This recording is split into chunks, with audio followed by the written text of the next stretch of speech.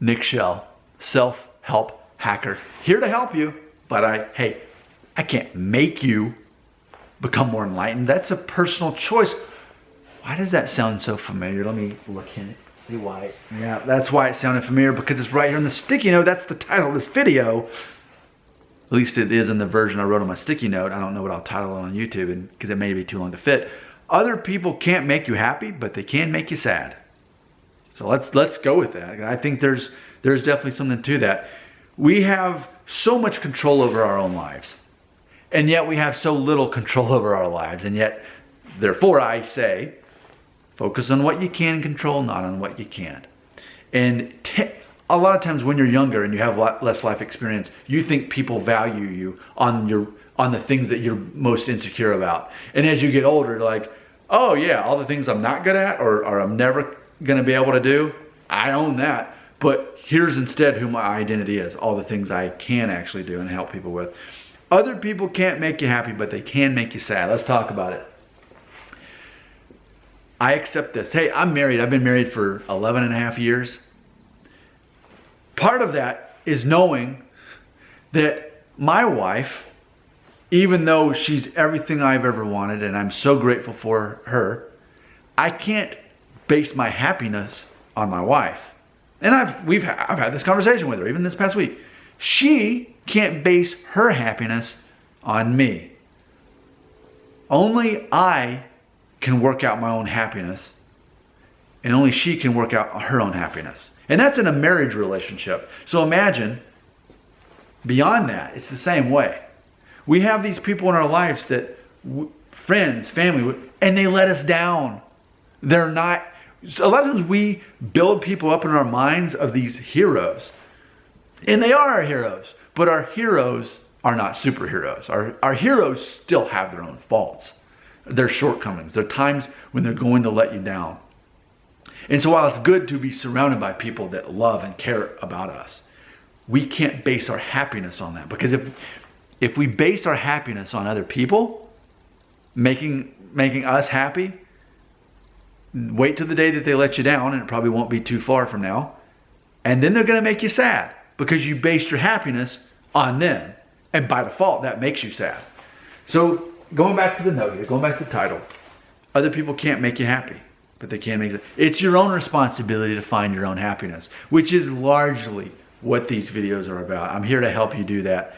I saw a guy today he'd seen some of my older videos and asked me about that. I said, you know, I don't really do that stuff anymore because I realized after doing that for nearly 5 years, trying to help people with something that's very superficial and something that they have no control over and that they were either born with or not, trying to help them all those years, I realized that the issue was actually fundamental. It was that people, when they don't have their own identity figured out, they base their identity on other people, or at least what they perceive, how other people perceive them. It's a messed up system. So I realized in 2020 I needed to abandon that and start helping people with their actual issues. So it goes back to other people can't make you happy, but they can make you sad. Only you have control over being happy. Do you realize that? Can you fathom that and accept that as reality? Let's say it out loud. Other people can't make you happy. If you think they can, they're going to make you sad. Other people can't make you happy. Only you can determine being happy. And I say you can't be happy when you don't know who you are. When you don't know what you're good or bad at. When you're not focusing on helping other people in any way you can. When you're not, for me, when I see another human being, what I do is I think, how can I make that person feel better about themselves? And that's not like I'm walking around there, oh, everybody's got a low self-esteem. No.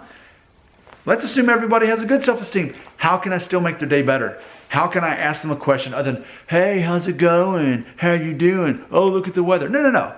Go beyond that. Find some other way. Even if the next thing is, oh man, cool flannel shirt, man. Oh, you got a flannel shirt? Hey, I'm all about the flannel, man. Whatever.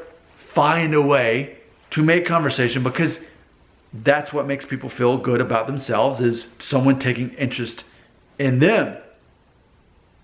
So on the outside of this whole equation, I'm responsible for my own happiness, and so is everybody else. But imagine the irony when you're the person who gets all that and says, oh, so my job is actually to help other people become happy, because a lot of people think that happiness does come from other people. And while I am going to let other people down, that's at least something I can do to control this. That is next level for a lot of people, but at least starting out, we need to recognize the basics. The basic concept. Our default is to assume that other people are responsible for making us happy. Now granted, in many ways I obviously am responsible for making other people happy. As a husband and as a father and as a son, as a brother, all these things as a coworker. Yes, I have a lot of responsibilities to do my best to be responsible and accountable to them. And people that I still even barely know at this point, and maybe I barely remember from high school, whatever it is. Ultimately, everybody's responsible for their own happiness. And as far as I'm not finding value in other people to make me happy. The reason I'm like slow motion gears turning right now, makes me think, and I'm going to tell an embarrassing story. I'm being vulnerable with you right now. See, I haven't scrolled Facebook since Trump won the election. So, but I used to be one of those people who would scroll through Facebook, because apparently there was still part of my identity that wasn't figured out yet back around 35. 35 was when everything started coming to fruition for me to be able to have this information to share with you in these nuggets, these videos here for Self-Help Hacker. But I remember something I would see culturally happen as I would scroll through Facebook, which again, I haven't scrolled through Facebook since Trump won the election because my identity is not based on other people. And I am a secure person, so I don't need to worry about other people. I'll help other people, but I don't need to know what's going on in their lives unless I'm actually there to help them. And I'll do that. But I'm not worried about what they're doing. But I remember I used to be. And so I would see all these wives, maybe former classmates, whatever, people I knew from college, and they would post a picture of their husband saying, I love my man, and then they'd tell whatever thing he did, or, you know, I love my man. Check out how immature I was even just a couple of years ago, just around the age of 34. I must have been 34, because 35 is when everything changed for me.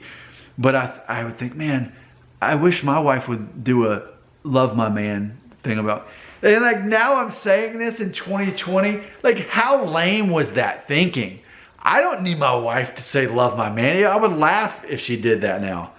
But I do think that there are women who, or people who regularly do it. I think a lot of time when they are broadcasting something on Facebook, they're actually saying, look at me, I need a little bit more security despite the thing I have. Yes, I value this thing, love my man, whatever, but please look at me right now because I want to make sure that you know that I need some attention right now because I do have this thing. My wife doesn't need to do that. And it's funny because I think back of earlier on in my career, I remember being younger, in my late 20s, specifically thinking, why doesn't my boss like tell me I'm doing a good job? Which, what? Like that's how outdated that concept is for me. I don't need my boss to tell me I'm doing a good job. It's always appreciated if someone says, hey, you are doing a good job. Here's what you did, I appreciate. Like, yeah, I do get that where I work. And I hang those cards up and then, yeah, that's good. But I'm not depending on that to be happy. I'm not depending on other people to confirm my identity like Michael Scott from The Office and Andy Bernard from The Office, because that's how their characters are. They constantly needed affirmation from other people that they were appreciated and mattered. So it's funny though, because when you're so eager to be seen by the world and to matter to the world, you don't. That's the irony. And I guess that's its own video. Your comments are right here.